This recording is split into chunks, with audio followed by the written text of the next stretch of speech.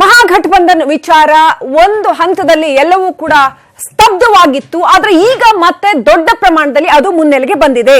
ಬಿಜೆಪಿಯ ಏಕಸ್ವಾಮ್ಯವನ್ನ ತೊಡೆದು ಹಾಕೋದಿಕ್ಕೆ ಅಥವಾ ಮೋದಿಯ ನಾಗಾಲೋಟವನ್ನ ಕಟ್ಟಿ ಹಾಕೋದಿಕ್ಕೆ ಅಥವಾ ಟು ಡಿಥ್ರೋನ್ ಬಿಜೆಪಿ ಅದರ ಸಿಂಹಾಸನವನ್ನ ಕೆಡವಿ ಹಾಕೋದಕ್ಕೆ ರಣತಂತ್ರ ಒಂದು ಮತ್ತೆ ಸಿದ್ಧವಾಗ್ತಾ ಇದೆ ದೆಹಲಿಯಲ್ಲಿ.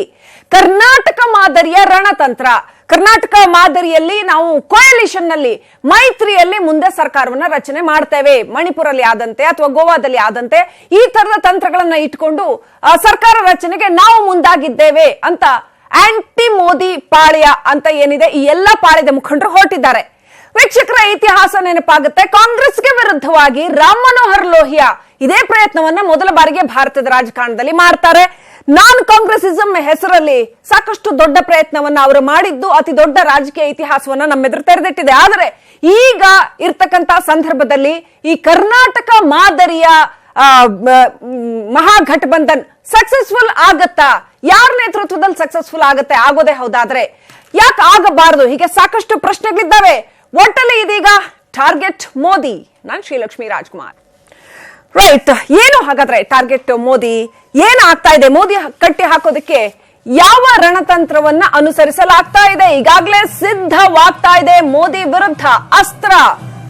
ಅಧಿಕಾರದಿಂದ ನಾನೀಗಾಗಲೇ ಹೇಳಿದಾಗೆ ಬಿಜೆಪಿಯನ್ನ ದೂರ ಇಡೋದಕ್ಕೆ ಮಾಡ್ತಾ ಇರ್ತಕ್ಕಂತ ಪ್ಲಾನ್ ಇದು ಬಹಳ ಕ್ಲಿಯರ್ ಆಗಿ ಯಾವುದೇ ಐಡಿಯಾಲಜಿಕಲ್ ಬ್ಯಾಟ್ಲ್ ಅನ್ನೋದಕ್ಕಿಂತ ಹೆಚ್ಚಾಗಿ ಬಿಜೆಪಿಯನ್ನ ತಡೆಯೋದಕ್ಕೆ ಕರ್ನಾಟಕವೇ ಮಾದರಿಯಾಗಿದೆ. ರಾಷ್ಟ್ರಾದ್ಯಂತ ಪ್ರತಿಪಕ್ಷಗಳಿಗೆ ಮೇ 21ರಂದು ಪ್ರತಿಪಕ್ಷ ನಾಯಕರ ಸಭೆ ನಡೆಯುತ್ತೆ. ಎಲ್ಲದರ ಹಿಂದಿರುವ ಮಾಸ್ಟರ್ ಮೈಂಡ್ ಇದೀಗ ಮಾನ್ಯ ಎಚ್.ಡಿ. ದೇವೇಗೌಡರು ಅನ್ನುವಂಥದ್ದು ತೆಲುಗು ರಾಜ್ಯಗಳ ಸಿಎಂಗಳು ಈಗಾಗಲೇ ಅಲರ್ಟ್ ಆಗಿದ್ದಾರೆ. ಹಾಗೇನೆ ಪ್ರಾದೇಶಿಕ ಪಕ್ಷಗಳನ್ನ ಒಗ್ಗೂಡಿಸೋದಕ್ಕೆ ಕೆಸಿಆರ್ ಕೂಡ ಪ್ರಯತ್ನ ಮಾಡ್ತಾ, ಇನ್ನು ಕೆಸಿಆರ್ ಕೂಡ ಪ್ರಮುಖರೊಂದಿಗೆ ಚರ್ಚೆ ನಡೆಸ್ತಾ ಇದ್ದಾರೆ. ಕೇರಳ ಸಿಎಂ ಜೊತೆಗೆ ಈಗಾಗಲೇ ಕೆಸಿಆರ್ ಚರ್ಚೆ ನಡೆಸಿದ್ದಾರೆ ಅಂತ ಹೇಳಲಾಗಿದೆ. ರಾಹುಲ್ ಜೊತೆಗೆ ಚಂದ್ರಬಾಬು ನಾಯ್ಡು ಚರ್ಚೆ ನಡೆಸಿದ್ದಾರೆ. ಕೆಸಿಆರ್ ನಡೆ ಬಗ್ಗೆ ರಾಹುಲ್ ಕೂಡ ಮಾಹಿತಿಯನ್ನ ಪಡ್ಕೋತಾ ಇದ್ದಾರೆ. ಚಂದ್ರಬಾಬು ನಾಯ್ಡುಗೆ ಸಾಕಷ್ಟು ಟಿಪ್ಸ್ ನ ಕೊಟ್ಟಿದ್ದಾರೆ ರಾಹುಲ್ ಗಾಂಧಿ ಅಂತ ಹೇಳಲಾಗಿದೆ. ಅಹಂ ಬಿಟ್ಟು ಎಲ್ಲರೂ ಕೂಡ ಒಂದಾಗಬೇಕು ಅಂತ ರಾಹುಲ್ ಗಾಂಧಿ ಸೂಚನೆ ಕೊಟ್ಟಿದ್ದಾರಂತೆ. ಒಟ್ಟಾರೆಯಾಗಿ ಜಗನ್ ಮತ್ತು ಕೆಸಿಆರ್ ಕೂಡ ಕೈ ಜೋಡಿಸ್ತಾರಾ ಈ ಒಂದು ಪಡೆಯ ಜೊತೆಗೆ ಅನ್ನುವಂತ ಪ್ರಶ್ನೆ. ಸೊ ಕರ್ನಾಟಕ ಮಾದರಿ ಹೇಗೆ ಸಕ್ಸಸ್ಫುಲ್ ಆಗತ್ತೆ? ಇನ್ನು ಯಾರು ಇದಕ್ಕೆಲ್ಲ ಸಾರಥಿ? ಅತ್ಯಂತ ಹಿರಿಯ ನಾಯಕರು, ಎಲ್ಲರನ್ನ ಸಮನ್ವಯದಲ್ಲಿ ತೂಗಿಸಿಕೊಂಡು ಹೋಗುವಂತವ್ರು ಯಾರಿದ್ದಾರೆ ಈ ಒಂದು ಪಾಳ್ಯದಲ್ಲಿ ಅಂತ ನೋಡಿದ್ರೆ it's now none other than H D. Deve Gowda. Mahagathbandhan ಹಿಂದಿರೋ ಮಾಸ್ಟರ್ ಮೈಂಡ್ ಎಚ್.ಡಿ. ದೇವೇಗೌಡ ಅವರ ಗೌಡರ ಪ್ಲಾನ್ ನಂತೆ ರಾಷ್ಟ್ರೀಯ ನಾಯಕರು ಒಂದಾಗ್ತಾ ಇದ್ದಾರ. ಘಟಬಂಧನ್ ಪ್ರದರ್ಶನಕ್ಕೆ, ಬಲ ಪ್ರದರ್ಶನಕ್ಕೆ ಎಚ್.ಡಿ. ಕುಮಾರಸ್ವಾಮಿ ಅವರ ಪದಗ್ರಹಣ ವೇದಿಕೆನೆ ಒಂದು ಏನು ನಾಂದಿ ಆಗಿತ್ತು ಅಂತ ಹೇಳಬೇಕು. ವಿಧಾನಸೌಧದ ಮುಂದೆ ಭಾರಿ ಬಲ ಪ್ರದರ್ಶನವನ್ನ ಅವತ್ತೇ ನಾವೆಲ್ಲರೂ ನೋಡಿದ್ವಿ. ಅವತ್ತಿನಿಂದಲೂ ಕೂಡ ಗೌಡರ ಟಚ್ ನಲ್ಲಿ ಪ್ರತಿಪಕ್ಷ ನಾಯಕರು ಇದ್ದೇ ಇದ್ದಾರೆ. ಮಮತಾ, ನಾಯ್ಡು, ಕೆಸಿಆರ್ ಸೇರಿ ಹಲವರು ಸಾಥ್ ಕೊಡ್ತಿದ್ದಾರ.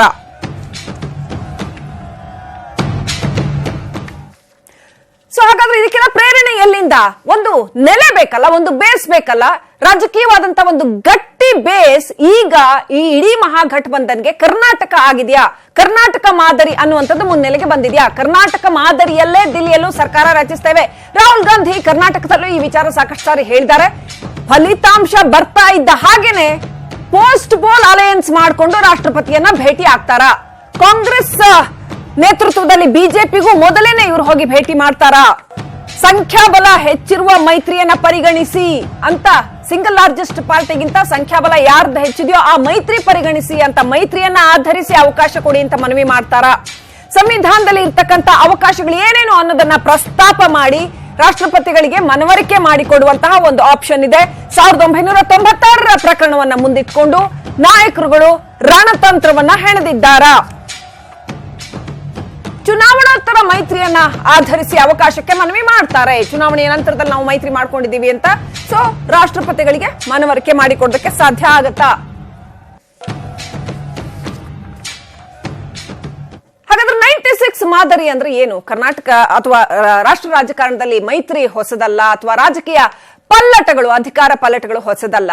96ರ ಮಾದರಿ ಏನು? ಏನಾಗಿತ್ತು 96ರಲ್ಲಿ? ಅತಂತ್ರ ಫಲಿತಾಂಶಗಳು ಬಂದಾಗ ರಾಷ್ಟ್ರಪತಿಯ ವೃತ್ತ ನೋಟ ಬೀರೋದು ಸಹಜ. ಯಾರನ್ನ ಕರೀತಾರೆ ಅಧಿಕಾರಕ್ಕೆ ಅಂತ ರಾಷ್ಟ್ರಪತಿ ಅಂಗಳಕ್ಕೆ ಚೆಂಡು ಬೀಳುತ್ತೆ. ಸರ್ಕಾರ ರಚನೆಯ ಸಕ್ಸಸ್ ಆರಂಭ ಆಗತ್ತೆ. ಸಂಪ್ರದಾಯದಂತೆ ದೊಡ್ಡ ಪಕ್ಷಕ್ಕೆ ಅವಕಾಶ ಕೊಡಬೇಕಾಗತ್ತೆ. ಸಂಖ್ಯಾಬಲ ಇಲ್ಲದೆ ವಾಜಪೇಯಿ ಸರ್ಕಾರ ರಚನೆಗೆ ಅವಕಾಶ ಪಡೆದಿತ್ತು. 1996ರಲ್ಲಿ 161 ಸ್ಥಾನ ಬಿಜೆಪಿ ಪಡೆದಿತ್ತು. ಸಂಖ್ಯಾಬಲ ಇಲ್ಲದೆ ಕೊನೆಗೆ ವಾಜಪೇಯಿ ಅವರು ರಾಜೀನಾಮೆ ನೀಡಬೇಕಾಯಿತು. ಅದೇ 1996ರ ಪ್ರಕರಣವನ್ನ ಉಪಯೋಗಿಸಿಕೊಳ್ಳೋದಕ್ಕೆ ಈಗ ಪ್ಲಾನ್ ನಡೆದಿದ್ಯಾ? ಫಲಿತಾಂಶ ನೋಡಿಕೊಂಡು ಅನಂತರ ಕೈ ರಣತಂತ್ರವನ್ನ ರೂಪಿಸಲಾಗತ್ತಾ?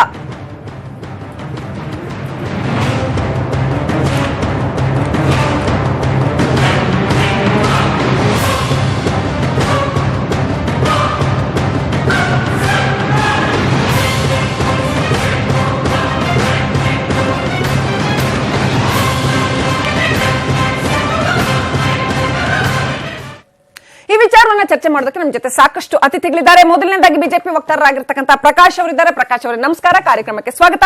ಹಾಗೇನೆ ಹಿರಿಯ ಪತ್ರಕರ್ತರು, ರಾಜಕೀಯ ವಿಶ್ಲೇಷಕರು ಆಗಿರ್ತಕ್ಕಂಥ ಮಹದೇವ್ ಪ್ರಕಾಶ್ ಅವರಿದ್ದಾರೆ. ಸರ್ ನಮಸ್ಕಾರ, ಕಾರ್ಯಕ್ರಮಕ್ಕೆ ಸ್ವಾಗತ. ಹಾಗೇನೆ ಕಾಂಗ್ರೆಸ್ ವಕ್ತಾರರಾಗಿರ್ತಕ್ಕಂಥ ಮುರಳೀಧರ ಆಲಪ್ಪ ಅವರಿದ್ದಾರೆ. ಸರ್ ನಮಸ್ಕಾರ, ಕಾರ್ಯಕ್ರಮಕ್ಕೆ ಸ್ವಾಗತ. ಮೊದಲನೇದಾಗಿ ಪ್ರಕಾಶ್ ಅವರೇ, ಮೋದಿ ಅವರ ಏಕಸ್ವಾಮ್ಯವನ್ನ ಅಥವಾ ಬಿಜೆಪಿಯ ಏಕಸ್ವಾಮ್ಯವನ್ನ ತೊಡೆದು ಹಾಕೋದಕ್ಕೆ ಮತ್ತೊಮ್ಮೆ ಮಹಾಗಠಬಂಧನ್ ರೆಡಿಯಾಗಿದೆ ಕರ್ನಾಟಕ ಮಾದರಿಯಲ್ಲಿ. ಏನ್ ಹೇಳಕ್ ಬಯಸ್ತೀರಿ ಕ್ವಿಕ್ಲಿ? ಇಲ್ಲ, ಇನ್ನೂ 2 ಹಂತದ ಚುನಾವಣೆ ಬಾಕಿ ಇದೆ. ಈಗಿರೋ ಮಾಹಿತಿ ಪ್ರಕಾರ 23ನೇ ತಾರೀಕು ಕಾಂಗ್ರೆಸ್ ಪಾರ್ಟಿ 60 ಸೀಟ್ ಮೇಲೆ ಗೆಲ್ಲೋದ್ರ ಬಗ್ಗೆ ಯಾರು ಏನು ಖಾತ್ರಿ ಇಲ್ಲ. ಮತ್ತೆ ಈ ಮಹಾಗಠಬಂಧನ್, ಮಹಾಮೈತ್ರಿ ಇದೆಲ್ಲವೂ ಈ ಹಗಲ್ಗನ್ಸ್ ಕಾಣೋದು ಇವತ್ತಿನ ಈ ವಿರೋಧ ಪಕ್ಷಗಳು ಏನೇನಿದೆ ಅವ್ರಿಗೆ ಅದು ಅಭ್ಯಾಸ ಆಗೋಗ್ಬಿಟ್ಟಿದೆ. ಅವ್ರಿಗೆ ಚುನಾವಣೆಯಲ್ಲಿ ನಾವು ಗೆಲ್ಲಕ್ಕಾಗಲ್ಲ ಅನ್ನೋದು ಸ್ಪಷ್ಟವಾಗಿದೆ. ಯಾವ ಒಂದು ರೀತಿ ಎಲ್ಲರನ್ನೂ ಸೇರಿಸ್ಕೊಂಡು ನಾವೇ ಮಾಡ್ಬೋದೇನೋ ಅನ್ನೋಂತ ಹಗಲ್ಗನ್ಸ್ ಕಾಣುವಂಥದ್ದು ಕಾಣಬಾರ್ದು. ನಾನು ಹೇಳಿಲ್ಲ, ಇಲ್ಲ ಏನ್ ಬೇಕಾದ್ರೂ ಆಗ್ಬೋದು. ನೀವು 104 ಸೀಟ್ ಅಲ್ಲ, ಯಾವ್ದು ಕರ್ನಾಟಕದಲ್ಲಿ ಗೆದ್ದಿದ್ದು ತಗೊಳ್ಳೋ ಬದಲು ನೀವು ಉತ್ತರ ಪ್ರದೇಶ ತಗೋಬೇಕಾದ್ರೆ ಕರ್ನಾಟಕ ಮಾತ್ರ ನಾವು ಉತ್ತರ ಪ್ರದೇಶ ಮಾತಾಡ್ತೀನಿ. ಅಲ್ಲಿ 425 ಸೀಟಲ್ಲಿ ನಾವು 25 ಸೀಟಲ್ಲಿ ನಾವು 325 ಸೀಟ್ ಗೆದ್ವಿ. ಅದೇ ರೀತಿ ಕೇಂದ್ರದಲ್ಲೂ ಅದೇ ಒಂದು ಫಲಿತಾಂಶ ಬರ್ತದೆ.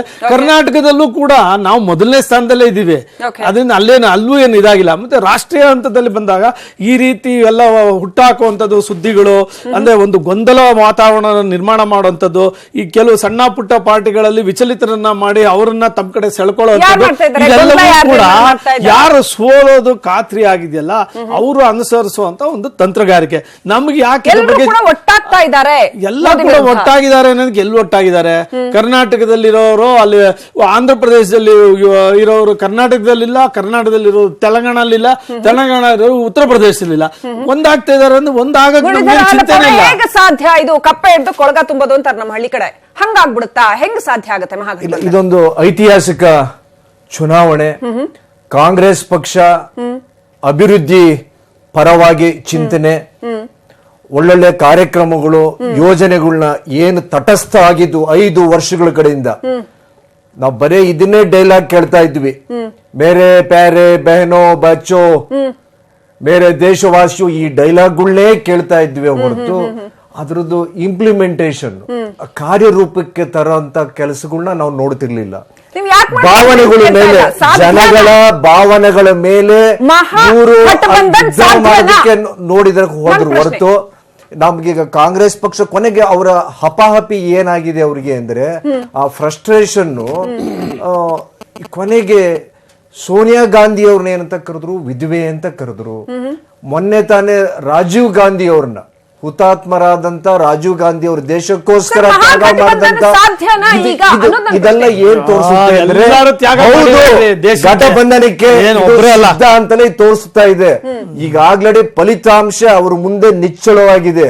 ಈಗ ನಾವು ಸಾಕ್ಷಿ ಮಹಾರಾಜ್ ಹೇಳಿದ್ರು, ಬಿಜೆಪಿ ಎಂಪಿ ಅವರು ಹೇಳಿದ್ರು, ಮುಂದೆ ಚುನಾವಣೆಗಳೇ ನಡೆಯಲ್ಲ ಈ ಸಲ, ಅಕಸ್ಮಾತ್ ಇನ್ ಕೇಸ್ ಬಿಜೆಪಿ ಏನಾದ್ರೂ ಬಂದ್ರೆ ಅಧಿಕಾರಕ್ಕೆ ಅಂತ ಹೇಳಿ ಸಾಧ್ವಿ ಅವರು ಹೇಳಿದ್ರು. ಇಲ್ಲ, ಹೇಮಂತ್ ಕರ್ಕರೆ ಆಯ್ತಲ್ಲ ಅಲ್ಲಿ ಮುಂಬೈ ATS ಹೀರೋ, ಅವ್ರು ನನಗೆ ಅವ್ರಿಗೆ ಎಂತ ದೇವ್ರು ಎಂತ ಶಾಪ ಅಂತ ಹೇಳಿದ್ರು. ಇದೆಲ್ಲ ಏನ್ ತೋರಿಸುತ್ತೆ ಅಂತ ಹೇಳಿದ್ರೆ ಅವ್ರಿಗೆ ಎಲ್ಲೋ ಒಂದು ಅರ್ಜೆಂಟ್ ಆಗಿ ಏನಾದ್ರೂ ಅಧಿಕಾರ ಸಿಗ್ಲಿಲ್ಲ ಅಂತ ಸರ್, ಹೇಳಿದ್ರೆ ಅಷ್ಟೇ ಇರೋದು. ಮುಂದೆ ಏನು ಅಂತ ಇವೆಲ್ಲ ಹೇಳಿ. ರಾಜಕೀಯ ಹೇಳಿಕೆ ಆಯ್ತು. ಹೌದು, ಮಹಾಗಠಬಂಧನನ್ನ ಈಗ ಅದಕ್ಕೆ ಹಿಡಿದಿಟ್ಕೊಳ್ಳೋ force ಕಾಂಗ್ರೆಸ್ ಯಾವುದು? ಪಕ್ಷನೇ ಯಾಕ್ ಮಾಡ್ತೀರಿ ಮಹಾಗಠಬಂಧನ? ಕಾಂಗ್ರೆಸ್ ಪಕ್ಷನೇ ಅದಕ್ಕೀಗ ಮುಂಚೂಣಿಯಲ್ಲಿದೆ. ಈಗ ಎಲ್ಲಾರ್ನು ಒಬ್ಬ ಸಮಾನ ಮನಸ್ಕರನ್ನ ಬೇರೆ ಬೇರೆ ರಾಜ್ಯಗಳು ಇರತಕ್ಕಂತ ಸಮಾನ ಮನಸ್ಕರು ತಗೊಂಡು ಏನಾದ್ರೂ ಆಗ್ಲಿ one man show 2 men army. Modi ಅವರು ಅಮಿತ್ ಶಾ ಅವ್ರನ್ನ ಏನಾದ್ರೂ ಮಾಡಿ ಕಟ್ಟಿ ಹಾಕ್ಬೇಕು, ದೇಶ ವಿಭಜನೆನ ನಿಲ್ಲಬೇಕು, ಕೋಮುವಾದಿ ಶಕ್ತಿಗಳನ್ನ ಬಗ್ಗು ಬಡಿಬೇಕು ಅಂತೇಳಿ ಪ್ರತಿಯೊಬ್ಬರು ಹೊರಟಿದ್ದಾರೆ. ಯಾರಿಗ್ ಗೊತ್ತು? ಒಂದು ಬಾಂಡಿಂಗ್ ಎಲಿಮೆಂಟ್ ಬೇಕು. ಮೇಡಮ್, ಒಂದು ಯಾರಿಗ್ ಗೊತ್ತು? ಯಾರಿಗ್ ಗೊತ್ತು? ದೇವೇಗೌಡರು 1989ರಲ್ಲಿ ಸೋಲನ್ ಬಯಸಿದ್ರು. ಹೊಳೆ ನರಸೀಪುರದಲ್ಲಿ ಸೋಲನ್ ಬಯಸಿದ್ರು ಅವರು. ದೇವೇಗೌಡರು ಕೊನೆಗೆ ಹುಟ್ಟಿದ್ದು ಹೇಳಿದ್ರು. ಮುಂದೆ ಮುಖ್ಯಮಂತ್ರಿ ಆದ್ರು 96ರಲ್ಲಿ ನಮ್ಮ ರಾಷ್ಟ್ರದ ಪ್ರಧಾನಿ. ಒಂದು ಹೆಮ್ಮೆ ಅದು. ನಮ್ಮ ರಾಜ್ಯದ ಅಂತ ದೇವೇಗೌಡ್ರೆ ಹೇಳಿದ್ರು. ಹೌದು, ನಮ್ಮ ಮುಂದೆ ನಮಗೆ ರಾಹುಲ್ ಗಾಂಧಿ ಅವರು ನಮಗೆ ನಿಚ್ಚಳವಾಗಿ ಕಾಣಿಸ್ತಾ ಇದ್ದಾರೆ ಅಂತ ಹೇಳಿದ್ರು. ಚಂದ್ರಬಾಬು ನಾಯ್ಡು ಹೇಳಿದ್ರು, ಹೌದು ರಾಹುಲ್ ಗಾಂಧಿ ನಮ್ಮ ಮುಂದಿನ ರಾಷ್ಟ್ರದ ಭವಿಷ್ಯ ಅಂತ ಹೇಳಿದ್ರು. ಡಿಎಂಕೆ ಸ್ಟಾಲಿನ್ ಅವರು ಹೇಳಿದ್ರು. ತಮಿಳುನಾಡಿನ ಡಿಎಂಕೆ ಸ್ಟಾಲಿನ್ ಅನ್ನು ಹೇಳಿದ್ರು, ನಮ್ಮ ಮುಂದಿನ ಭವಿಷ್ಯ Rahul Gandhi.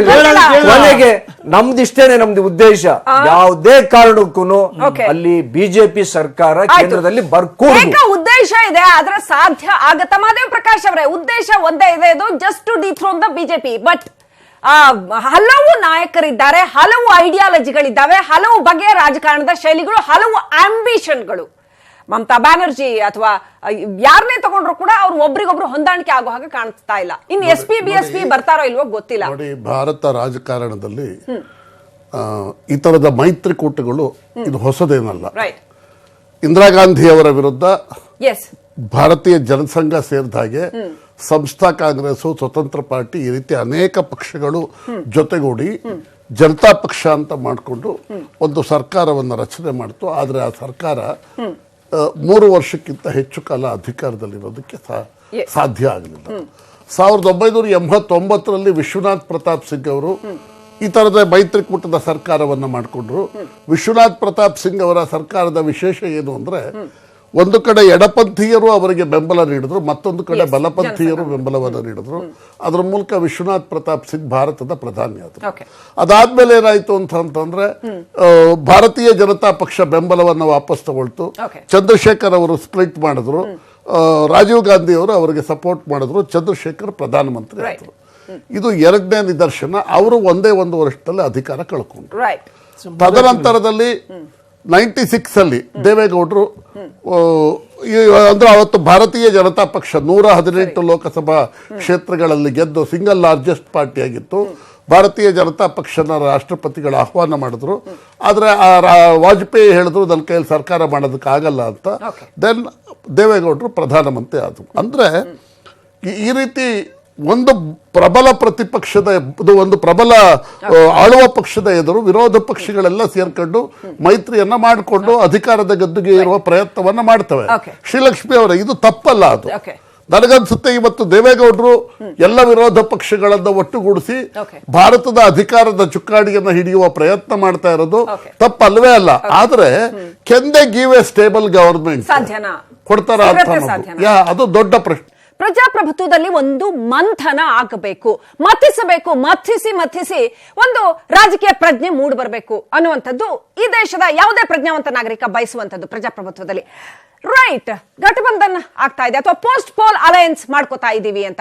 So binding factory ಏನು ಅಂತ ಮಾತನಾಡ್ತಾ ಇದ್ವಿ. ಎಷ್ಟರ ಮಟ್ಟಿಗೆ ಇದು ಸಕ್ಸಸ್ಫುಲ್ ಆಗಬಹುದು, ಇದೊಂದು ರಾಜಕೀಯ ಬೆಳವಣಿಗೆ ಎಷ್ಟರ ಮಟ್ಟಿಗೆ ವೇಗ ಪಡ್ಕೊಳ್ಬಹುದು ಅಂತ. ಕೋನ್ ರೆಡ್ಡಿ ಅವರೇ, ಎಲ್ಲರನ್ನೂ ಜೊತೆಗೆ ಕೊಂಡೊಯ್ಯಬಲ್ಲಂತಹ ಒಬ್ಬ ಲೋಹಿಯಾ, ಒಬ್ಬ ಜೆಪಿ ಅಥವಾ ಒಬ್ಬ ಪ್ರಧಾನಿ ಅಭ್ಯರ್ಥಿಯಾಗಿ ನಿಲ್ಲಬಲ್ಲಂತಹ ಸಕ್ಸಸ್ಫುಲ್ ನಿಲ್ತಾರಪ್ಪ, ಇವ್ರನ್ನ ಕಾಲೆಳೆದು ಬೀಳ್ಸೋದಿಲ್ಲ, ಆ ತರ ಒಬ್ರು ಯಾರಿದ್ದಾರೆ ಅಂತ ದೇಶದಲ್ಲಿ ನೋಡಿ. ಈಗಾಗಲೇ ಮಹಾಗಠಬಂಧನ್ ನಿರ್ಮಾಣ ಆದ್ಮೇಲೆ ಸಂವಿಧಾನದ ಪ್ರಜಾಪ್ರಭುತ್ವದಲ್ಲಿ ಏನ್ ಬೇಕಾದ್ರೂ ಆಗ್ಬಹುದು. ನಾವು ಕಾಂಗ್ರೆಸ್ ಅವರು ಫೈಟ್ ಮಾಡಿದ್ವಿ. ನಾವು ಕೇವಲ 37 ಜನ ಗೆದ್ದಿದ್ವಿ. ಕಾಂಗ್ರೆಸ್ ಅವ್ರು ಬಂದು ನಮ್ಮನ್ನ ಮುಖ್ಯಮಂತ್ರಿ ಆಗ್ತಾರ ಅನ್ನುವಂಥದ್ದು ಯಾರು ನಾವು ಕಂಡಿರ್ಲಿಲ್ಲ. ಅಂತ ಸಂದರ್ಭ ಇತ್ತು. ಅಂತದ್ ಇವತ್ತು ದೇಶ ಮಟ್ಟದಲ್ಲಿ ಬರ್ಬೋದು. ಒಬ್ಬ ಹಿರಿಯರಾಗಿ ನನ್ನ ಎದುರಿಗೆ ಕಾಣ್ತಕ್ಕಂಥ ಸನ್ಮಾನ್ಯ ಮಾಜಿ ಪ್ರಧಾನಿ ಎಚ್ ಡಿ ದೇವೇಗೌಡರು ಅಲ್ಲ. ನಾದ್ರೆ ಹೇಳ್ಬೇಕಂತ ಹೇಳೋದಲ್ಲ. Okay. ಈ ದೇಶದಾಗ ಒಂದ್ ಏನಾದ್ರೂ ಇರ್ತಾನೆ ಈ ಮಹಾಗಠಬಂಧನ ಕೂಡಿಸಿ ಸರಿ. ಒಬ್ಬ ಮಂತ್ರಿ ಮಾಡ್ತಕ್ಕಂಥ ಶಕ್ತಿ ಇರ್ತಕ್ಕಂಥದ್ದು ದೇವೇಗೌಡ ಸಾಹೇಬ್ರಿಗೆ ಮಾತ್ರ. ಅದಕ್ಕೆ ಎಷ್ಟು ಸ್ಟೇಬಲ್ ಆಗಿ ನಿಲ್ಲುತ್ತೆ ಆ ಪ್ರಯತ್ನ ಸರಿನೇ ಸೂಕ್ತ. ನೋಡಿ, ಪ್ರಜಾಪ್ರಭುತ್ವದಲ್ಲಿ ಆಗಬೇಕು ಪ್ರಯತ್ನಗಳು. ಈಗ ಮಾದೇವ ಪ್ರಸಾದ್ ಸರ್ ಹೇಳ್ತಿದ್ರು ಮಹಾಗಠಬಂಧನ್ ಒಳ್ಳೆ ಕಾನ್ಸೆಪ್ಟ್ ಅಂತ. Okay. ಅದು ಕರ್ನಾಟಕದಿಂದ ಸ್ಟಾರ್ಟ್ ಆಯ್ತು ಅಂತ ಹೇಳಿದ್ರು. ಅವರು ಸನ್ಮಾನ್ಯ ದೇವೇಗೌಡ ಇರ್ತಕ್ಕಂಥ ವಿಚಾರ ಪ್ರಕಾರ ಎಲ್ಲಾ ಸೆಟ್ ಆಗಿದ್ರೆ ಇವತ್ತು ಮಹಾಗಠಬಂಧನ್ ಬಹಳ ದೊಡ್ಡ ಪ್ರಮಾಣಕ್ಕೆ ಬರ್ತಿತ್ತು. ಇವತ್ತು ಮೋದಿ ಅವ್ರ ಸ್ಪೀಡ್ ಅನ್ನ ತಡಿಬೇಕು ಅಂದ್ರೆ ಅದಕ್ಕೆ ಶಕ್ತಿ ಇರ್ತಕ್ಕಂಥದ್ದು ಪ್ರಾದೇಶಿಕ ಪಕ್ಷಗಳಿಗೆ ಮಾತ್ರ. ದಕ್ಷಿಣ ಭಾರತದಲ್ಲಿ ಇವತ್ತು ಬಿಜೆಪಿ ಹೆಚ್ಚು ಬರಲ್ಲ. ಅವ್ರು ಏನಾದ್ರು ಬಂದ್ರು ಉತ್ತರ ಪ್ರದೇಶ ಆ ಕಡೆ ಸ್ವಲ್ಪ ಗೆಲ್ಬಹುದು. ಆದ್ರೆ ಒಟ್ಟಿನ ಮೇಲೆ ಇವತ್ತು ಹೇಳ್ಬೇಕಾದ್ರೆ ರಾಜಕಾರಣ ಇವತ್ತರ ದೇಶದಲ್ಲಿ ಬೇಕಾದಾಗಬಹುದು. ಅದಕ್ಕೆ ಒಂದು ಹಿರಿತನ ಮತ್ತೊಂದು ವ್ಯವಸ್ಥೆ ನೋಡಿದ್ರೆ ಅದು ದೇವೇಗೌಡ ಸಾಹೇಬ್ರೆ ನಮಗೆ ಸಮರ್ಥನೀಯ ಅಂತ. ಪ್ರಕಾಶ್ ಅವರೇ, ನೀವು ಇದೇ ಘಟನೆಯ ಇದೇ ವಿಚಾರದ ಇನ್ನೊಂದು ಮಗ್ಗುಲಿನಲ್ಲಿ ಇದ್ರಿ ಹಲವು ದಶಕಗಳ ಕಾಲ. ಸೊ ನೆನ್ಪು ಮಾಡ್ಕೋತೀರಾ ಅದನ್ನ? ನೋಡಿ, 1971 ಇಸ್ವಿಲಿ ಆಗ ಪಾಕಿಸ್ತಾನ ಭಾರತ ಯುದ್ಧ ಆಗಿ ಬಾಂಗ್ಲಾದೇಶ ಪ್ರತ್ಯೇಕ ದೇಶವಾಗಿ ಹುಟ್ಟಿತ್ತು. ಆ ಇಂದಿರಾ ಗಾಂಧಿ ಅವರು ಅತ್ಯಂತ ದೊಡ್ಡ ಪಾಪ್ಯುಲಾರಿಟಿಲಿದ್ರು. ಆ ಸಂದರ್ಭದಲ್ಲಿ ಆ ದೇಶದಲ್ಲಿ ಇದ್ದಂತ ಎಲ್ಲಾ ವಿರೋಧ ಪಕ್ಷಗಳು ಮಹಾಮೈತ್ರಿಕೂಟ ಅಂತ ಒಂದು ರಚನೆ ಮಾಡ್ಕೊಂತು. ಸ್ವತಂತ್ರ ಪಾರ್ಟಿ ಇತ್ತು, ಜನಸಂಘ ಆಯ್ತು, ಜನಸಂಘ ಎಲ್ಲಾ ಸೇರ್ಕೊಂಡು ಒಂದು ಸಂಸ್ಥಾ ಕಾಂಗ್ರೆಸ್, ಈ ಎಲ್ಲಾ ಪಾರ್ಟಿಗಳು ಇಂದಿರಾ ಗಾಂಧಿ ಅವ್ರನ್ನ ಎದುರಿಸಬೇಕು, ಸೋಲಿಸಬೇಕು ಅಂತ ಹೊರಟರು. ಅಲ್ಲಿ ಇದ್ದಿದ್ದು ಇಂದಿರಾ ಗಾಂಧಿ ಒಬ್ರೇ ವ್ಯಕ್ತಿ ಅವಾಗ ಕಾಂಗ್ರೆಸ್ಗೆ. ಇವಾಗ ಏನೋ ಮೋದಿ ಅವಾಗ ಯಾರು ಬೇರೆ ಯಾರು ಇರ್ಲಿಲ್ಲ. ಈ ಕಡೆ ಯಾರು ಇದ್ರು ಅಂದ್ರೆ ಯಾರು ಒಂದ್ ಹೆಸರು ಹೇಳುವಂತ ಸ್ಥಿತಿಲಿ ನಾವು ಇರ್ಲಿಲ್ಲ. ಆದ್ರೆ ಚುನಾವಣೆ ಫಲಿತಾಂಶ ಬಂದಾಗ ಈ ಶ್ರೀಮತಿ ಇಂದಿರಾ ಗಾಂಧಿ ಅವರಿಗೆ 2/3 ಮೆಜಾರಿಟಿ ಬಂದಿತ್ತು. ಈ ಎಲ್ಲ ವಿರೋಧ ಪಕ್ಷಗಳು ಮತ್ತೆ ನೆಲ ಕಚ್ಚಿದ್ರು. ಯಾಕೆ ಸಾಧ್ಯ ಆಯ್ತು ಅಂದ್ರೆ ನಿಮ್ಗೆ ಯಾವುದೇ ಅಜೆಂಡಾ ಇಲ್ಲದೆ, ಯಾವುದೇ ನಾಯಕತ್ವ ಇಲ್ಲದೆ, ಕೇವಲ ಒಬ್ಬ ವ್ಯಕ್ತಿಯ ಮೇಲಿನ ದ್ವೇಷಕ್ಕೆ ಒಂದು ಕೂಟವನ್ನ ರಚನೆ ಮಾಡ್ಕೊಂಡ್ರೆ ನೀವು ಮತದಾರನ ಮೂರ್ಖರು ಅನ್ಕೊಂಡು. ನಾಯಕತ್ವ ಇರಲಿಲ್ಲ ಅವತ್ತು, ಸಿಂಗಲ್ ಕಾಮನ್ ಅಜೆಂಡಾ ಇರಲಿಲ್ಲ. ಇಂದಿರಾ ಗಾಂಧಿ ಅನ್ನೋ ಒಂದು ಬೈಂಡಿಂಗ್ ಫೋರ್ಸ್ ಅವ್ರಿಗಿತ್ತು ಅವಾಗ ದೇಶಕ್ಕೆ. ಅವಾಗ ಜನಪ್ರತಿಯ ತುತ್ತ ತುದಿಯಲ್ಲಿದ್ರು ಅವರು ಅವತ್ತು. ನಮ್ಮಲ್ಲಿ ಆ ತರದ ಒಂದು ಒಬ್ಬ ವ್ಯಕ್ತಿ ಇಡೀ ದೇಶದಲ್ಲಿ ಪಾಪ್ಯುಲರ್. ವಾಜಪೇಯಿ ಇದ್ರು ಅಂದ್ರೆ ವಾಜಪೇಯಿ ಮಧ್ಯಪ್ರದೇಶ, ಉತ್ತರ ಪ್ರದೇಶ ಈ ಕಡೆ ಸೀಮಿತ ಆಗಿದ್ರು, ದಕ್ಷಿಣ ಭಾರತದಲ್ಲಿ ಇರಲಿಲ್ಲ. ಹಾಗೆ ಒಬ್ಬೊಬ್ರು ಒಂದೊಂದು ರಾಜ್ಯದಲ್ಲಿದ್ರು. ಆದ್ರೆ ಅವತ್ತು ಅವ್ರಿಗೆ ಗೆದ್ರು. ಈಗ ಏನಾಗಿದೆ ಅಂದ್ರೆ ಕೇವಲ ನಕಾರಾತ್ಮಕ ವಿಚಾರಗಳಿಗೆ ಜನ ಮನ್ನಣೆ ಕೊಡೋ ಕಾಲ ಮುಗಿತು. ಜನ ವಿದ್ಯಾವಂತರಿದ್ದಾರೆ, ಅನೇಕ ವಿಧವಾದಂತ ಫೋರಂಗಳಲ್ಲಿ ಮಾಹಿತಿಗಳು ದಕ್ಕತ್ತೆ. ಆದ್ರೆ ಯಾವ ಏನು ಸಾಧನೆ ಮಾಡಿಲ್ಲ ಅಂದ್ರೆ ಸಾಧನೆಯನ್ನ ಮಾಡದಂತ ಅನುಭವ ಯಾರಿಗೆ ಅನುಭವ ಆಗಿದೆ ಅವ್ರಿಗೆ ಗೊತ್ತಿದೆ. ಇವ್ರಿಗೆ ಸಾಧನೆ ಸಿಕ್ಕಲ್ಲ. ಯಾಕಂದ್ರೆ ಇವ್ರಿಗೆ ಇವತ್ತು ಯಾವುದೇ ಸವಲತ್ತು ಸೌಲಭ್ಯ ಇಲ್ಲ. ಬರ್ತೀನಿ, ಈ ಪ್ರಯತ್ನಗಳು ಸಾಕಷ್ಟು ನಡೀತಾನೆ ಇರುತ್ತೆ. ಅವತ್ತು ಕೂಡ ಸೋಷಿಯಲಿಸ್ಟ್ ಪಾರ್ಟಿ ಕಡೆಯಿಂದಾನು ಈ ತರ ಪ್ರಯತ್ನಗಳು ಸಾಕಷ್ಟು ನಡೆದವು. ಆದ್ರೆ ಈ ಐಡಿಯಾಲಜಿಕಲ್ ಸಕ್ಸಸ್ ಅಥವಾ ಈ ಒಂದು ಪ್ರಯತ್ನ ಅದು ಎಲೆಕ್ಟರಲ್ ಸಕ್ಸಸ್ ಆಗಿ ಮಾರ್ಪಾಟ್ ಆಗಲಿಲ್ಲ ಅನ್ನೋದನ್ನ ಗಮನಿಸಿದ್ವಿ. ಒಂದು ರಾಜಕೀಯ ಸರ್ಕಸ್ ಚುನಾವಣಾ ಫಲಿತಾಂಶದ ಮುನ್ನೆಲೆಯಲ್ಲಿ ನಡೀತಾ ಇರ್ತಕ್ಕಂಥದ್ದು ಏನಾಗಬಹುದು ಅನ್ನುವಂತ ಒಂದು ಕುತೂಹಲಕಾರಿ ವಾತಾವರಣವನ್ನ ರಾಜಕೀಯವಾಗಿ ನಿರ್ಮಾಣ ಮಾಡಿರ್ತಕ್ಕಂಥದ್ದು. ಏಕಪಕ್ಷೀಯವಾದಂತಹ ಒಂದು ಮೊನೋಪಲಿ ಏನಿದೆ ಅದನ್ನ ಬ್ರೇಕ್ ಮಾಡುವಂತ ಒಂದು ಎಫರ್ಟ್ ನಡೀತಾ ಇದೆ. ಸೊ ಏನಾಗಬಹುದು ಅಲ್ಲಿ ನೋಡಿದ್ರೆ ನಾವು ಮುರಳೀಧರ್ ಹಾಲಪ್ಪ ಅವರೇ, ನಾವೇ ಸೂತ್ರಧಾರರಾಗಬೇಕು, ಬೈಂಡಿಂಗ್ ಫೋರ್ಸ್ ಅಂತ ನಾನು ಏನ್ ಹೇಳ್ತೀನಿ, ಇವರೇ ನಮ್ಮ ನಾಯಕರು ಅಂತ ಗಟ್ಟಿ ಧ್ವನಿಯಲ್ಲಿ ಈ ಕ್ಷಣದಲ್ಲೂ ಕೂಡ ಇವ್ರು ಒಂದ್ ಸಿಂಗಲ್ ಫೇಸ್ ನ ತೋರಿಸೋ ಅಂತ ಒಂದು ಪರಿಸ್ಥಿತಿನೂ ಇಲ್ಲ, ಇಚ್ಛೆನೂ ಇಲ್ಲ ನಾಯಕರುಗಳಲ್ಲಿ ಅಂತ. ನಮ್ಮ ಕಣ್ಣು ಮುಂದೆ ಲೇಟೆಸ್ಟ್ ಉದಾಹರಣೆ ಇದೆ. ಮಧ್ಯಪ್ರದೇಶ, ಛತ್ತೀಸ್ಗಢ, ರಾಜಸ್ಥಾನ, ಗುಜರಾತ್ ನಲ್ಲಿ ಅವ್ರನ್ನ ಕಟ್ಟಿ ಹಾಕಿರೋದು, ಇದೆಲ್ಲ ನಮ್ ಕಣ್ಣು ಮುಂದೆ ಅಂತ ಲೈವ್ ಎಕ್ಸಾಂಪಲ್ಗಳೇ ಇದಾವೆ. ಜನ ಬೇಸತ್ಬಿಟ್ಟಿದ್ದಾರೆ. ಇವೆಲ್ಲವೂ ಘಟನಾವಳಿಗಳು ನಾವೆಲ್ಲ ಅಲ್ಲ, ನಾವು ಈಗ 5 ವರ್ಷದಿಂದ ನೋಡ್ಕೊಂಡ್ ಬಂದಿದೀವಿ. ಉರಿ, ಉದಾಂಪುರ, ಪಠಾಣ್ಕೋಟ್, ದೋಕ್ಲಾಮ್, ಚೈನಾ ಬಾರ್ಡರ್, ಪ್ರತಿಯೊಂದು ಜನಕ್ಕೆ ಬರೀ ಇಂಥದ ಸುಳ್ಳುಗಳು, ಇಂಥದ್ದು ನಮ್ಮ ತಪ್ಪ ಅಭಿಪ್ರಾಯಗಳು ನಮ್ಗೆ ಕೊಟ್ಟುಬಿಟ್ಟು ಮಿಸ್ಗೈಡ್ ಮಾಡಿ ಈ ಆಳ್ವಿಕೆ ಮಾಡ್ಕೊಂಡು ಹೋಗುವಂಥದ್ದು ಬೇಕಾ? ಒಂದು ಸರ್ಕಾರ ನಿಚ್ಚಳವಾಗಿ ಯಾವ್ದು ಶುಭ್ರವಾಗಿ ಒಂದು ಆಡಳಿತ ಕೊಡಂತದ್ದು ಬೇಕಾ? ಅಥವಾ ಬರೀ ಧರ್ಮದ ಆಡಳಿತ ಆಧಾರಿತದ ಮೇಲೆ ಒಂದು ದೇವರು ಸಮುದಾಯದ ಮೇಲೆ ನಡೆಸಕ್ಕಂತ ಸರ್ಕಾರ ಬೇಕಾ? ಒಂದು ನನಗಿರೋದು ಒಳ್ಳೆ ಸ್ಕೀಮ್ಗಳು, ಪ್ರೋಗ್ರಾಮ್ಗಳು. ಬಿಜೆಪಿ ಸಿಂಪಲ್ ಮೆಜಾರಿಟಿ ಬರಲ್ಲ ಅಂತ ಹೇಳ್ತಾ ಇದ್ರು. ಹೌದು, ಇದು ಕಡಾಖಂಡಿತವಾಗಿ ಇದು ನಮ್ಮ ಒಬ್ಬರದ್ದು ಅಭಿಪ್ರಾಯ ಅಲ್ಲ. ಇವ್ರಿಗೆ ಎಷ್ಟು ಹೆದರಿಕೆ ಆಗಿದೆ, ಭಯ ಆಗಿದೆ ಅಂದ್ರೆ ಈಗಾಗ್ಲೇ ಅವರ ಯಾರ್ಯಾರು ಅವರ ವಿರುದ್ಧ ಇದ್ದಾರೆ ಅವರ ಖಾಸಗಿ ವಿಷಯಕ್ಕೆ ಎಂಟ್ರಿ ಕೊಡ್ತಾ ಇದ್ದಾರೆ, ಅವರ ಕುಟುಂಬದ ವಿಷಯಗಳಿಗೆ ಎಂಟ್ರಿ ಕೊಡ್ತಾ ಇದ್ದಾರೆ. ಅಂದ್ರೆ ಅವ್ರಿಗೆ ಎಷ್ಟು ಹೆದರಿಕೆ ಆಗಿರ್ಬೇಕು ಅಂತ ಹೇಳಿದ್ರೆ ಅವರ ಆತ್ಮವಿಶ್ವಾಸ, ಆತ್ಮಸ್ಥೈರ್ಯ ಕುಸಿದು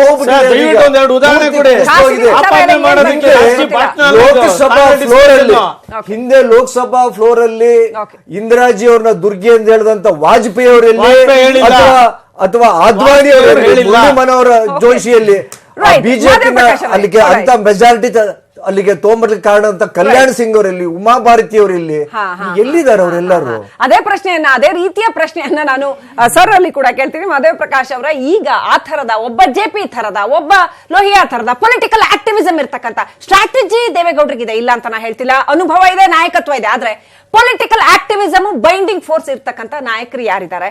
ಫೇಸ್ ಇಲ್ದೇನು ಇವರದೊಂದು ಪ್ರಯತ್ನ ಸಫಲ ಆಗೋದಕ್ಕೆ ಸಾಧ್ಯ ಇದೆಯಾ? ನೋಡಿ, ಇಲ್ಲಿ ಎರಡು ವಿಷಯಗಳು ಪ್ರಧಾನವಾಗಿದೆ.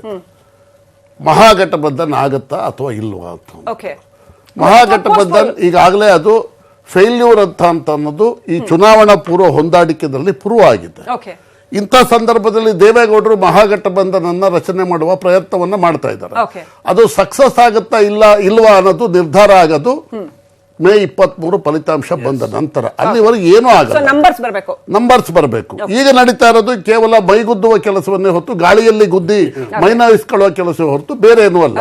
ಆದ್ರೆ ಕರ್ನಾಟಕದಲ್ಲಿ ಸರ್, ನಾವು ಕರ್ನಾಟಕ ಮಾದರಿ ಅಂತ ಇವ್ರು ಹೇಳ್ತಾ ಇರುವಾಗ ನೆನ್ಪು ಮಾಡ್ಕೊಳ್ಳೋದಾದ್ರೆ, ಕರ್ನಾಟಕದಲ್ಲೂ ಗೊತ್ತಿಲ್ಲ ಏನಾಗುತ್ತೆ, ಇವ್ರಿಗೆ 104 ನಂಬರ್ ಬಂತು. ಆದ್ರೆ JDS ವಾಸ್ ಪ್ರಿಪೇರ್ಡ್, ಅವ್ರ ಕೆಲಸ ಅವ್ರು ಮಾಡ್ಕೋತಾ ಇದ್ರು. ಸೊ ಸಿಚುವೇಶನ್ ಹೆಂಗ್ ಟರ್ನ್ ಆಯ್ತು ಅಂತಂದ್ರೆ ಅವ್ರಿಗೆ ಅದು ಲಾಭಕರವಾಗಿ ಪರಿಣಮಿಸ್ಬಿಡ್ತು. ಅಲ್ಲ, ಡೆಫಿನೆಟ್ ಆಗಿ. ಬಟ್ ಒಂದು ನೀವು ಕರ್ನಾಟಕದ ಹಿಸ್ಟ್ರಿ ನೋಡಿದಾಗ 1983 ನಲ್ಲಿ ರಾಮಕೃಷ್ಣ ಹೆಗಡೆ ಅವರು ಭಾರತೀಯ ಜನತಾ ಪಕ್ಷದ ಬೆಂಬಲದಿಂದ ಸರ್ಕಾರವನ್ನ ರಚನೆ ಮಾಡಿದ್ರು, ಅದು ಫೇಲ್ ಆಯ್ತು. ತದನಂತರದಲ್ಲಿ ಧರ್ಮಸಿಂಗ್ ಅವರು ಮಾಡಿದ್ರು, ಅದು ಫೇಲ್ ಆಯ್ತು. ಅಂದ್ರೆ ಯಾವುದೇ ಮೈತ್ರಿಕೂಟ ಸರ್ಕಾರಗಳು ಸಕ್ಸಸ್ಫುಲ್ ಆಗಿಲ್ಲ. ಬಟ್ ನೀವು ಒಂದು ಬೈಂಡಿಂಗ್ ಫ್ಯಾಕ್ಟರ್ ಬಗ್ಗೆ ಮತ್ತೆ ಸ್ಟ್ರೆಸ್ ಮಾಡಿ ಕೇಳಿದ್ರಿ. ಪ್ರೀಪೋಲ್ ಅಲಯನ್ಸ್ ಮಾಡಿಕೊಂಡು ಈ ಎಲ್ಲ ವಿರೋಧ ಪಕ್ಷಗಳು 275 ಸ್ಥಾನವನ್ನ ಗಳಿಸಿದ್ರೆ ಡೆಫಿನೆಟ್ ಆಗಿ it is A binding force. ಇವತ್ತು ನೋಡಿ, ಇವತ್ತಾಗ್ಲೇನೆ ಮಾಯಾವತಿ ಅವರನ್ನ ಪ್ರಧಾನಿ ಆಗ್ಬೇಕು ಅನ್ನುವಂತಹ ಒತ್ತಡ ವ್ಯಾಪಕವಾಗಿ ಕೇಳಿ ಬರ್ತಾ ಇದೆ. ದಲಿತರು ಅಷ್ಟು ಸುಲಭವಾಗಿ ಬಿಟ್ಬಿಡ್ತಾರ? ದಲಿತ ಮಹಿಳೆ ಒಬ್ರು ಭಾರತದ ಪ್ರಧಾನಿ ಆಗೋದಾದ್ರೆ ಯಾಕೆ ಆಗ್ಬಾರ್ದು? Mamata Banerjee is also equally yes. ಇವತ್ತು ಮಹಾರಾಷ್ಟ್ರ, ಇದರಲ್ಲಿ ಪಶ್ಚಿಮ ಬಂಗಾಳದಲ್ಲಿ 42 ಲೋಕಸಭಾ ಕ್ಷೇತ್ರಗಳಲ್ಲಿ ಒಂದು ವೇಳೆ ಮಮತಾ ಬ್ಯಾನರ್ಜಿ ಅವರು ಕಳೆದ ಬಾರಿಯ ಹಾಗೆ 34 ಗೆದ್ದು ಬಿಟ್ರೆ ಮಮತಾ ಬ್ಯಾನರ್ಜಿ ಅವರು ಅಷ್ಟು ಸುಲಭವಾಗಿ ಬಿಟ್ಕೊಡ್ತಾರ? ದೇವೇಗೌಡರು ಬೈಂಡಿಂಗ್ ಫೋರ್ಸ್ ಆಗಿ ಎಲ್ಲರನ್ನ ತೆಗೆದುಕೊಂಡು ಹೋಗ್ಬೋದು. ಆದ್ರೆ ಭಾರತ ರಾಜಕಾರಣದಲ್ಲಿ ಒಂದು ಸತ್ಯ ಏನು ಅಂತಂದ್ರೆ, ನನಗೆ ಗೊತ್ತಾದಾಗೆ 1971ರಲ್ಲಿ ಏನು ಪರಿಸ್ಥಿತಿ ಇದೆ ಅಂಥ ಪರಿಸ್ಥಿತಿ ಇವತ್ತು ಭಾರತದಲ್ಲಿದೆ. ಅವತ್ತು ಇಂದಿರಾ ಗಾಂಧಿ ಅವರ ವಿರುದ್ಧ ಎಲ್ಲ ವಿರೋಧ ಪಕ್ಷಗಳು ಮಹಾಮೈತ್ರಿಕೂಟವನ್ನ ಮಾಡ್ಕೊಂಡಿದ್ದು. ಆದ್ರೆ ಎಲ್ಲ ವಿರೋಧ ಪಕ್ಷಗಳ ಮಹಾಮೈತ್ರಿಕೂಟ ಇತ್ತಲ್ಲ, ಅದ್ರಲ್ಲೆಲ್ಲ ಇದ್ದವರು ಫ್ರೀಡಂ ಫೈಟರ್. ಆದ್ರೆ ಇವತ್ತು ನರೇಂದ್ರ ಮೋದಿ ಅವರ ವಿರುದ್ಧದ Mahagathbandhan supposed to be successful ಅಲ್ಲ. ಈ ಮಹಾಗಠಬಂಧನ್ ನಲ್ಲಿ ಎಲ್ಲರೂ ಡೈನಾಸ್ಟಿಕ್ ರೂಲ್ ಅನ್ನ ಮಾಡ್ತಾ ಇದ್ದಾರೆ. ಈ ಹಿನ್ನೆಲೆ ಒಳಗೆ ನನಗನ್ಸುತ್ತೆ there is no binding force. ಈಗಾಗಲೇ ಹೇಳಿದ ಹಾಗೆ ಇದು ಹೊಸ ಸರ್ಕಸ್ ಏನಲ್ಲ, ಬಹಳ ಸಾರಿ ಭಾರತದ ರಾಜಕೀಯದಲ್ಲಿ ಆಗಿರ್ತಕ್ಕಂಥ ಸರ್ಕಸ್. ಆದರೆ ಚುನಾವಣಾ ಫಲಿತಾಂಶದ ಎದುರು ನೋಡ್ತಾ ಇರ್ತಕ್ಕಂಥ ನಾವು ಈ ಸಂದರ್ಭದಲ್ಲಿ ಇದೊಂದು ಅತ್ಯಂತ ಕುತೂಹಲಕಾರಿ ರಾಜಕೀಯ ಬೆಳವಣಿಗೆ. One thing we should appreciate, ಮಾನ್ಯ ದೇವೇಗೌಡರು ನೋಡಿ ಸುಮ್ಮನೆ ಕೂತ್ಕೊಳ್ಳದೆ ಒಂದು ಪೊಲಿಟಿಕಲ್ ಆಕ್ಟಿವಿಸಮ್ ನ ಮುನ್ನೆಲೆಗೆ ತರ್ತಾ ಇದ್ದಾರೆ. ಆಯ್ತಪ್ಪ ಅಂತ ಏನನ್ನು ಕೈ ಚೆಲ್ಲದೆ ಒಂದು ಪೊಲಿಟಿಕಲ್ ಆಕ್ಟಿವಿಸಮ್, ಇದು ರಾಜಕೀಯದಲ್ಲಿ ಬೇಕಾಗಿರ್ತಕ್ಕಂಥದ್ದು ಅಂತ. ಆದ್ರೆ ಒಂದು ಕಾಮನ್ ಪ್ಲಾಟ್ಫಾರ್ಮ್ ಇಲ್ಲ ಅನ್ನೋದನ್ನ ಹೇಳ್ತಾ ಇದ್ವಿ. ಕೊನೆಯದಾಗಿ ಕನ್ಕ್ಲೂಡಿಂಗ್ ಕಮೆಂಟ್ಸ್ ತಗೊಂಡ್ಬಿಡೋಣ. ಎಸ್ ಮುರಳೀಧರ ಹಾಲಪ್ಪ ಅವರೇ, ನಮ್ಗೆ ಇರ್ತಕ್ಕಂಥದ್ದು ಉದ್ದೇಶ, ಸಂವಿಧಾನನ ಯಾರು ಬದಲಾವಣೆ ಮಾಡಬೇಕು ಅಂತ ಹೊರಟಿದ್ರಲ್ಲ ಅದನ್ನ ತಡಿಬೇಕು, ಸ್ಥಿರತೆನಲ್ಲಿ ಉಳಿಸ್ಬೇಕು, CBI ಭದ್ರ ಮಾಡಬೇಕು, ಡಿಮಾನಿಟೈಸೇಷನ್ ಆಗಿ ಆ GST ತಂದು ಏನು ನಮ್ಮ ಎಕಾನಮಿನ ಏನು ಅಧೋಗತಿಗೆ ತಗೊಂಡೋಗಿದ್ರಲ್ಲ ಭದ್ರ ಮಾಡಬೇಕು. ಹೌದು, ನಮ್ಮ ರಾಷ್ಟ್ರದಲ್ಲಿ ಹೌದು ಇಂಥ ಉದ್ದೇಶಕ್ಕೆ ಈಗ ಜನ ಈಗ 90 ಕೋಟಿ ಜನ ಈಗ ವೋಟ್ ಮಾಡ್ತಾ ಇದ್ದಾರೆ ಡಿಫರೆಂಟ್ ಫೇಸಸ್ ಗಳಲ್ಲಿ. ಅವರಿಗೆ ಯಾರಿಗೆ ಕೊಡ್ತಾರೆ ಓಟ್ಗಳು? ಯಾರಿಗೆ ಸಂಖ್ಯೆ ಬಲ ಬರುತ್ತೆ? ಸಂಖ್ಯೆ ಬಲ ಬರಲಿಲ್ಲ ಅಂದ್ರೆ ಯಾರು ಒಂದು ಸ್ಥಿರವಾದ ಸರ್ಕಾರ ಕೊಡ್ತಾರೆ? ಈಗ ದೇಶದಲ್ಲಿ ಏನು ಬದಲಾವಣೆ ಬೇಕಾದ್ರೂ ಆಗ್ಬೋದು. ಶ್ರೀಮತಿ ಇಂದಿರಾ ಗಾಂಧಿ ಅವರು ಅಧಿಕಾರದಾಗಿದ್ದಾಗ ಅಂತ ಫೋರ್ಸ್ ವಿರುದ್ಧನ ಹೋರಾಟ ನಡೆದಿದೆ. ಇವತ್ತು ಒಂದು ಕಡೆ ಮಹಾಗಠಬಂಧನ ಆಗಿದೆ. ಸನ್ಮಾನ್ಯ ದೇವೇಗೌಡರಿಗೆ JP ಲೆವೆಲ್ ನಿಂತು ಮಾಡ್ತಕ್ಕಂಥ ಒಂದು ಶಕ್ತಿ ಇದೆ. ಅದಕ್ಕೆ ಮಾಡಬಹುದು ಏನೋ ಒಂದು ಬದಲಾವಣೆ. ಏನಾರು ಒಂದು ಬದಲಾವಣೆ ಆಗಿದೆ ಅದು ದೇಶದಲ್ಲಿ ಸನ್ಮಾನ್ಯ ದೇವೇಗೌಡರಿಂದ ಬದಲಾವಣೆ ಆಗ್ಬಹುದು. ನನಗನ್ಸುತ್ತೆ ಮಹಾಗಠಬಂಧನ್ ಅವರು ನಿರೀಕ್ಷೆಯಂತೆ ಬಹುಮತ ಪಡ್ಕೊಳ್ಳೋದಕ್ಕೆ ಸಾಧ್ಯ ಆಗೋದಿಲ್ಲ. ಅವರಲ್ಲಿ ಐಕ್ಯತೆ ಇಲ್ಲ. ಐಕ್ಯತೆ ಇಲ್ಲದೆ ಇರೋದ್ರಿಂದ ಸಿಂಗಲ್ ಲಾರ್ಜೆಸ್ಟ್ ಪಾರ್ಟಿಯಾಗಿ ಭಾರತೀಯ ಜನತಾ ಪಕ್ಷ ಎಮರ್ಜ್ ಆಗುವ ಸಾಧ್ಯತೆ ಇದೆ. Okay. ಅವರ ಅನೈಕ್ಯತೆಯ ಲಾಭ ಬಿಜೆಪಿಗೆ ಆಗುತ್ತೆ. ಕ್ವಿಕ್ಲಿ ನಾವು ಸಂಪೂರ್ಣ ಬಹುಮತ ಪಡ್ಕೊಂಡು ಅಧಿಕಾರಕ್ಕೆ ಬರ್ತೀವಿ. ಈ ಎಲ್ಲ ಚರ್ಚೆಗಳೇನಿದೆಯಲ್ಲ Okay. 23ನೇ ತಾರೀಕುವರೆಗೂ ಒಂದು ಸಮಯ, ಒಂದು ಟೈಮ್ ಪಾಸ್ಗೂ ನಮ್ಗೆ Okay. ಅನುಕೂಲ ಆಗತ್ತೆ ಅಂತ ನನ್ನ ಅಷ್ಟೇ. ಥ್ಯಾಂಕ್ ಯು ಮಹಾಗಠಬಂಧನ ಅಧಿಕಾರಕ್ಕೆ ಬರುತ್ತೆ. ಅಷ್ಟು ಸುಲಭ ಅಲ್ಲ ಇರ್ರಿ, ಗೆಲ್ ಬರುತ್ತೆ. ನೋಡಕ್ಕೆ ಇರೋದು ರಾಜಕಾರಣ. ಬೇಕಾದ್ರೂ ಆಗ್ಬೋದು, ಆಯ್ತು. ಯಾವ ಬದಲಾವಣೆಗಳು ಬೇಕಾದ್ರೂ ಆಗ್ಬೋದು. Okay, ನಮ್ಮ ಕಣ್ಣು ಮುಂದೆ ನಾವು ಈಗ ನೋಡ್ತೀವಿ ಅದನ್ನ. Okay, all right, thank you. ತಮ್ಮ ನಾಲ್ವರಿಗೂ ಕೂಡ ಅನಂತ ಧನ್ಯವಾದಗಳು. ವೀಕ್ಷಕರೇ, ಈಗಾಗಲೇ ಹೇಳಿದ ಹಾಗೆ ಅವತ್ತು ಲೋಹಿಯಾ ಸಂದರ್ಭದಲ್ಲಿರ್ಬೋದು, ಜೆಪಿ ಸಂದರ್ಭದಲ್ಲಿರ್ಬೋದು, ಒಂದು ಜನಾಂದೋಲನ ಇತ್ತು, ಒಂದು ಜನರ ಚಳುವಳಿ ಇತ್ತು ಅನ್ನೋದನ್ನ ನಾವು ಬಹಳ ಮುಖ್ಯವಾಗಿ ಗಮನಿಸಬಹುದು. ಜೊತೆಗೆ ಅವರಲ್ಲಿ ಬದ್ಧತೆ ಇತ್ತು, ಆ ಒಂದು ಐಡಿಯಾಲಜಿಕಲ್ ಸ್ಟ್ರೆಂತ್ ಇತ್ತು ಅಂತ. ಸೊ ಇವತ್ತು ಅದಿದೆಯೋ ಇಲ್ವೋ ಅನ್ನೋದು ಒಂದು ಪ್ರಶ್ನೆ. ಜೊತೆಗೆ ಯಾರು ಬಹಳ ಮುಖ್ಯವಾದಂತಹ ನಾಯಕರು ಯಾರು ಅನ್ನೋದು ಒಂದು ಪ್ರಶ್ನೆ. ಇದೆಲ್ಲದರ ಜೊತೆಗೆ ಒಂದು ಮಾತು ನೆನಪಾಗುತ್ತೆ, WB Yeatsದು turning in the widening gyre, things fall apart, center cannot hold, mere anarchy is loosed upon ಅಂತ. ಮೈತ್ರಿ ಸರ್ಕಾರಗಳ ವಿಚಾರದಲ್ಲಿ ಈ ವಿಚಾರ ಸಾಕಷ್ಟು ಸಾರಿ ನಡೆದಿದೆ. ಈ ಸಾರಿ ಲೆಟ್ ದಿಸ್ ಅನಾರ್ಕಿ ಲೂಸ್ಡ್ ಅಪಾನ್ ಆಗದೆ ಇರ್ಲಿ ಅನ್ನೋದು ನಮ್ಮ ಆಶಯ. ಪ್ರಯತ್ನ ಒಳ್ಳೆದೇನೆ. ಪ್ರಜಾಪ್ರಭುತ್ವದಲ್ಲಿ ರಾಜಕೀಯ ಸಂಚಲನಗಳು ಉಂಟಾಗ್ತಾ ಇರಬೇಕು, ಒಂದು ಕಡೆ ಜಡ್ಡುಗಟ್ಟುವಂತದ್ದು ಆಗಬಾರದು ಅಂತ ಹೇಳ್ತಾ ಈ ಕಾರ್ಯಕ್ರಮವನ್ನು ಮುಗಿಸ್ತಾ ಇದೀವಿ. ನೋಡ್ತಾ ಇರಿ News 18 ಕನ್ನಡ. ಜಾಲ ನಮ್ಮದು, ಬಲ ನಿಮ್ಮದು.